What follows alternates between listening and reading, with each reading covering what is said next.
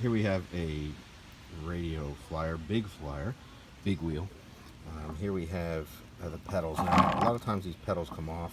If you look here, there's a little bit of a stress mark on the plastic from where they pop off, and there's nothing to keep them from coming all the way out once they're off of the spindle here. So I've come up with a way that basically I'm going to make it stay on there as a temporary fix.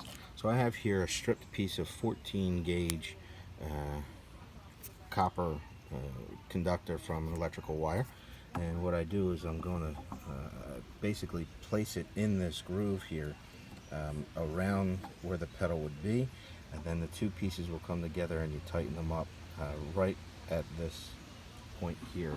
So when it's done, it's going to look like this on this side. Now you can trim that as low as you want, but basically it's going to keep it from coming off of there, and it still spins.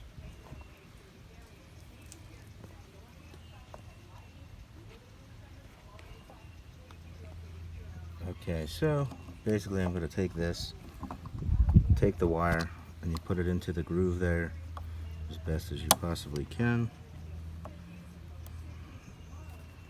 You cross them like this, then you take some side cutters or some pliers, whatever you have available to tighten them, and you just twist.